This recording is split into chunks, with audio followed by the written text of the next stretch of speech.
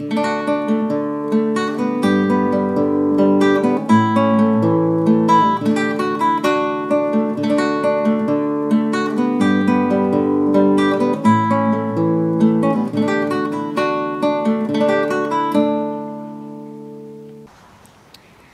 September 21st, 2012, pumpkin patch update time.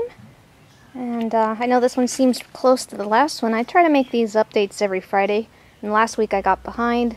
So now that it's Friday again, it seems like I'm doing it way too soon, but it's actually right on time. And the sunflowers are now as high as the fence, so I guess they're 3 feet tall maybe. 3 foot tall stakes. And we got some little short dumpy ones that I hope they'll get bigger, but that one fell over. These are doing much better than the ones that I planted earlier in the year in the front yard. And that front yard patch is a disaster right now. It's all full of weeds. All my zinnias died out.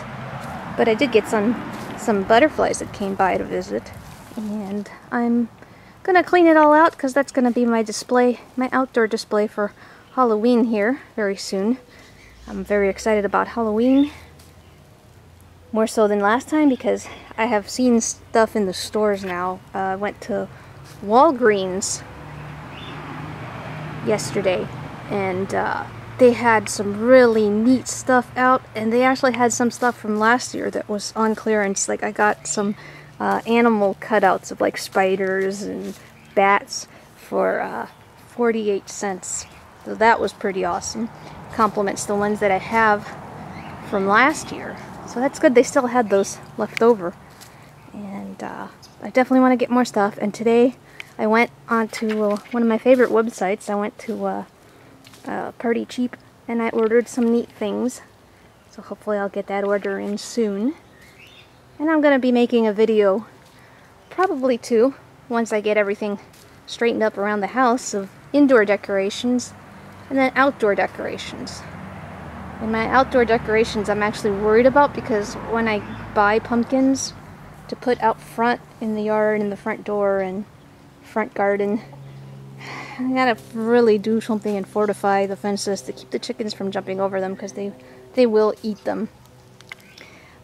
But anyways, the garden is doing well as far as plants are going. The leaves are producing wonderfully, and we're getting some male flowers, but I'm in that stage right now where the first female flowers on each plant dies out, and it's really disappointing. There's the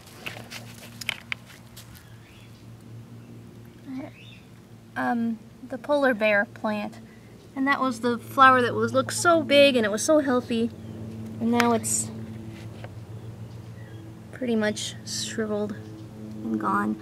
I love this worm's eye view, or bug's eye view of the pumpkin patch. It's like being in a little jungle and going through all the trees. That is so cool. But there is one female right now that just opened today. It's really big and really beautiful. And I tried to pollinate it today. I haven't been saving the males like I should have. And all the pollen's been eaten by bugs already, so I don't know if it'll take. It probably won't, but what a shame because it's such a pretty, such a big female. Get that leaf out of the way.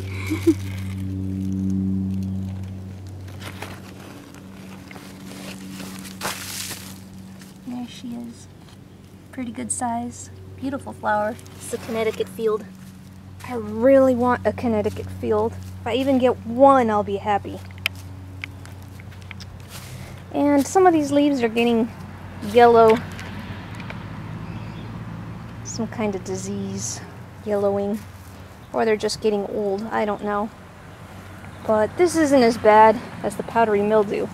Although some of them are already getting powdery mildew. The ones here in the back that I said don't get as much sunlight. And so again, that sunlight is so important. There's one of the, that one looks more silvery.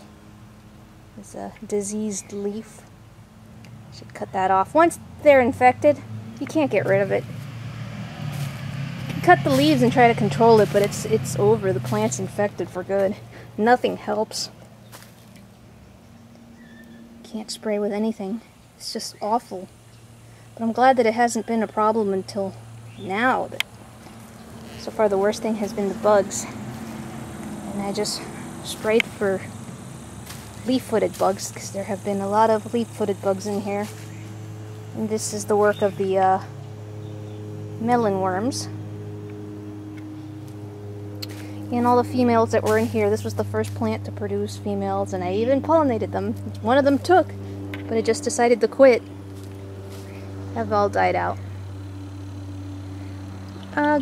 Going back to the thing about the decorations, I'm really excited. One of the things I ordered were these cute cutouts for El Día de los Muertos.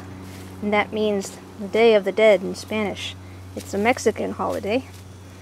And I have a few Mexican relatives.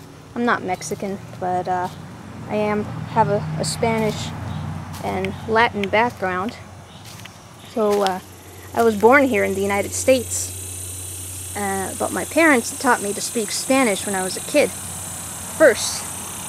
And when I went to kindergarten, I didn't know any English, and I was just thrust into an English environment. And I learned English really fast in 1 year. I remember I was very scared because I couldn't understand anything. It sounded like, you know, it's like nothing, like people grunting and grumbling like monsters. Hey, look at that. Let's hope that one survives. That's how they all start. But anyways, I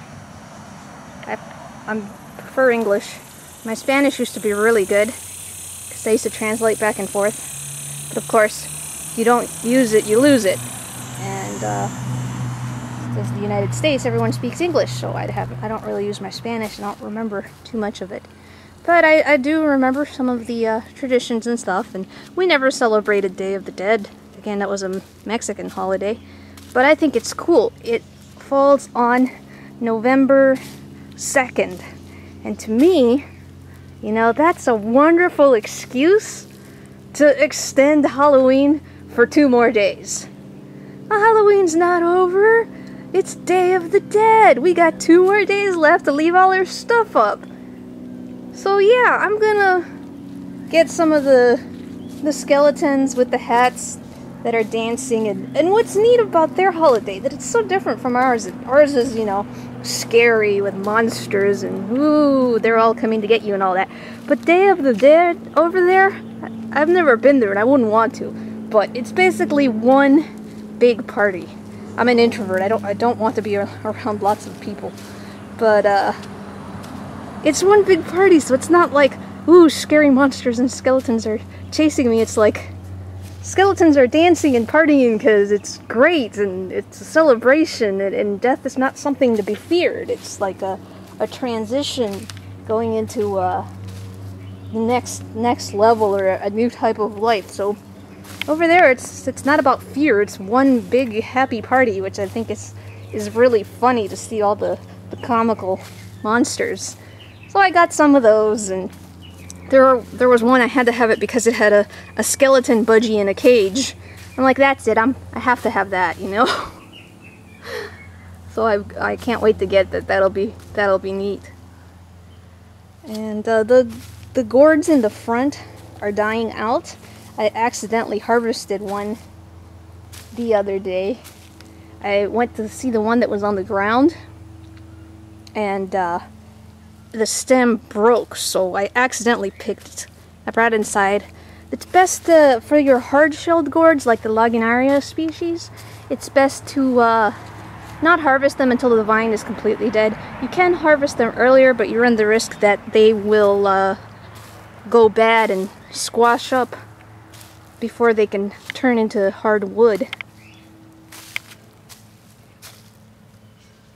There's a little female right there.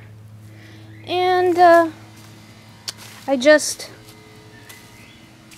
fertilized. These are my Hubbard squashes, and they're not as green as I would like. They're actually a pale green. So you see the little granules down there? Down there I added a 10-10-10 fertilizer because the sea or the fish fertilizer is not good for them at this stage. Right now they need to be producing leaves. Oh, darn it, they're not doing well. That's powdery mildew. These are young plants. That sucks. I have such a hard time with Hubbard squashes. I would love to get a big, giant, ugly blue Hubbard squash. I really want my own. And these are the Boston Marrows, which is like a red Hubbard squash. Hopefully they'll produce something. I'd just like to have a big, ugly squash that I can say I grew it in my garden. That'd be awesome. And then the gourds, all the hard-shelled gourds here in the buckets, they're doing well. The biggest problem with them this year has been with the stink bugs, squash bugs, and leaf-footed bugs. Okay, I think this video has gone on long enough. Hope you guys enjoyed it, and as always, happy Halloween, garden!